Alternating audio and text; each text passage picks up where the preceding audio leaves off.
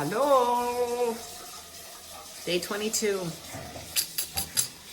So I didn't get back to you last night because my stomach just I was not able to get any of that air out like all day, and I just ended up going to bed and watching a movie or a show and fell asleep. And that was good. Woke up in the middle of the night, took another half a Tylenol PM, fell asleep again. But I was really tossing and turning a bunch, just trying to get the air out. And it's like 1 a.m. or so, and I was, stretching and exercising, things just to get the air moving. And of course, I was just like in pain.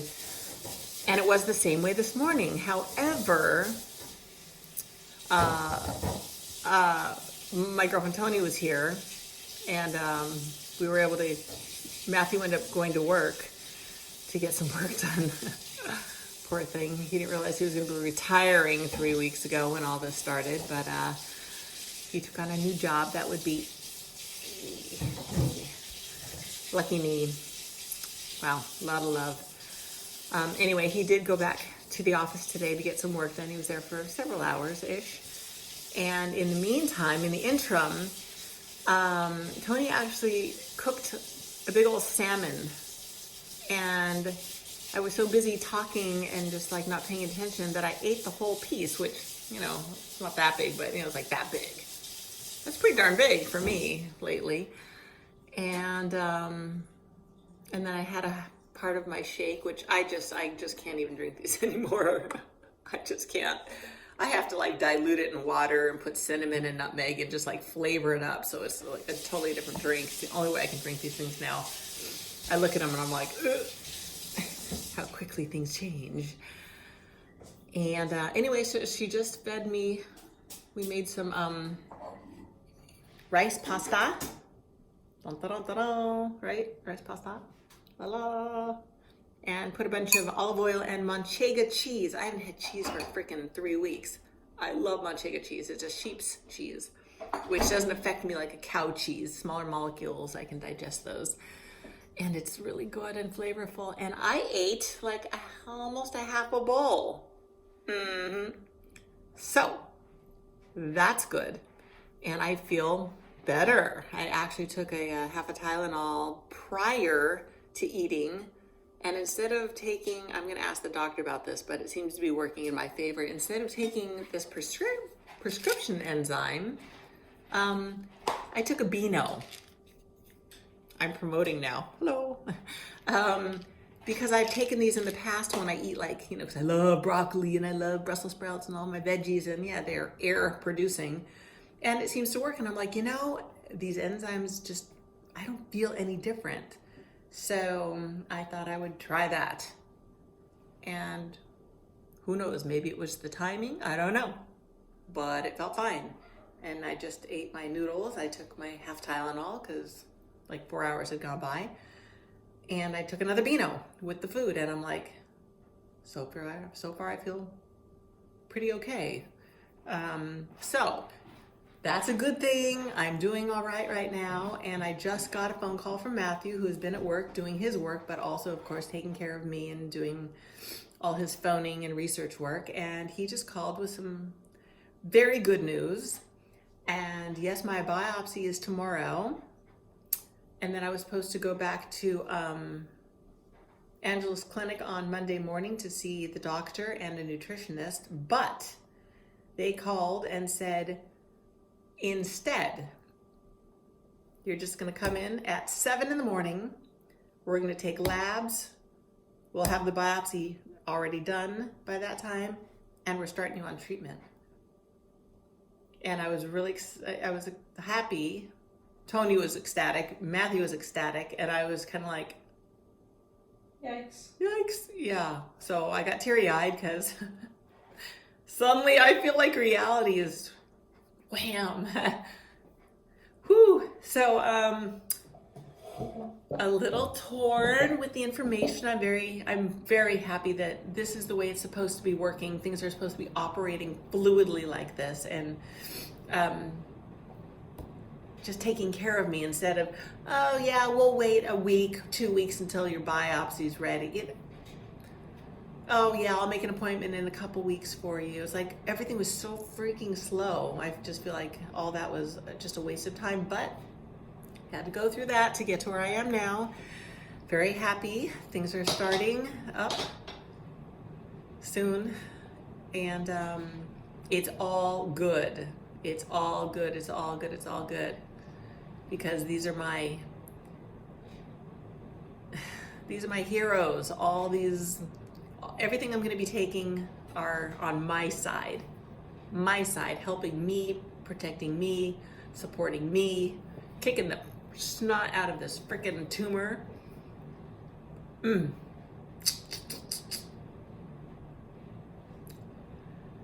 So frustrating. Making progress now, babe. Making progress. So, wanted to share all that information. It's all good. It's all good. And it was quite the interesting day. It was fun. Tony, who my girlfriend you've seen several times on here. This is Tony. Bum, bum, bum, bum. Hello. She is my girlfriend since we were 5. And we had a very extraordinary upbringing, both of us, because we both came from very dysfunctional families and households, and won't get into the details, at least not on her side. My side, those are fun stories, and that's what she and I were discussing today. We were like reminiscing about, the things that happened to us and why they happened and how they happened, and the similarities between, our family life and structure and lack thereof. And we just end up telling all these stories. Intense stories, yes. Many of them were just like, ooh, wow. Like eye-bugging, jaw-dropping stories of crazy abuse. When my father was out of his gourd, he was manic depressive. Emphasis on the manic. Yeah, emphasis. Like the man loved PCP, for example. I don't even know if that's a drug anymore that is in existence, but it was a hardcore freaking crazy drug. And my dad in his younger days, he was a professional boxer. So imagine a professional boxer on hardcore drugs with a mental illness. Put that together. We're talking police, fights. He would be punching, bam, bam, bam, punching out cops. They'd be billy clubbing him, breaking his arms as he's continuing to punch them. He would have broken arms. He'd still be punching them. He'd be like being billy clubbed in the head because you feel nothing. You're like on this crazy high. And mentally ill. Okay, so those are some of my upbringing stories. Fortunately, most of the abuse, most of it was not at me, directed at me, towards me. Very little, but there was some that came directed in my direction because I just happened to be at the wrong place at the wrong time, which was living in my house with my mother. When he comes storming in the door, manic, crazy, freaking crazy. And he's wanting something from my mother and he's screaming and she's screaming and he's punching her. And I'm just like, well, how old am I? I was in Santa Ana. I was in 5th grade. What is that, 9-ish? Anyway, 9-ish, 10-ish, 11? And I'm just like, oh my God. And I'm backing up, going in my little TV room, this blue room. And I was just like, and I'm trying to open up the door and I can't open up the door because I'm freaking out. And when you freak out, you cannot do the most simple function. You're panicked. You're panicked. You're in a different frame of mind. Nothing works. And she's screaming and I go running back in there because I'm screaming at him, let her go, stop it. And and I'm getting into my thing, And he's on the phone with this man who just happened to be controlling him at the time. I'm sure he was feeding him all kinds of drugs. He was stealing all kinds of hundreds of thousands of dollars from my dad, because my dad was crazy, and he was a bigwig back, in his career days. And now that he's crazy and on drugs, people go, hoo-hoo, I can take advantage of this man. And they did. So this crazy man is on the phone, and my dad shoves the phone in my hand, and as he does that, my mom finds the opportunity to run across the street, runs through the door, across the street, to the house across the street. She reaches the screen door. My dad is like a shot, like a bullet, just blam, out the door, grabs her by the hair, drags her screaming all the way. Why am I telling this story? I wasn't even meaning to go in this direction. I don't know. Anyway, kicking, screaming, nobody can hear. It's amazing how nobody can hear when you need somebody. Anyway, back into the house. She's bleeding. He's got hair and stuff all over his hands. I'm freaking out, and I'm telling this man, Saul Gould was his name. He dropped dead of a heart attack. I just thought I'd mention. Thank God. My mother wished him dead, and he died. So, anyway,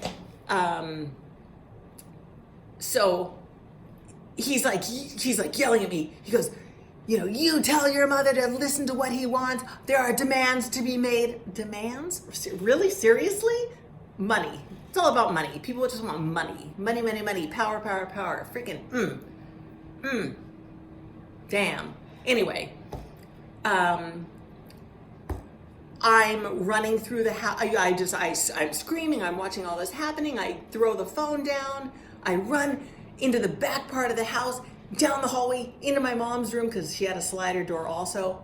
I can't figure out how to open a slider door, because I think the stick thing was down in the track, and I'm like, nothing would open, and my dad comes running in, and he grabs me, and I'm just like, just frozen at this point, and I'm crying. Stop crying, you shouldn't be crying. And he throws me on the couch, and he puts on something was on TV, a war. He was a historian, and he's yelling at me, and he says, you watch, this is real life, this is what it's like in war, and because he was in World War II for a short time. But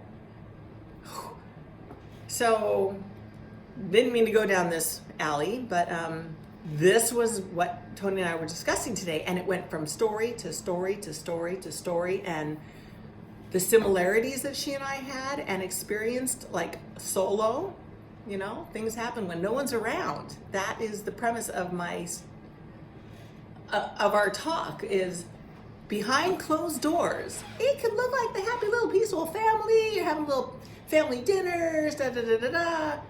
Not necessarily the case. Not at all.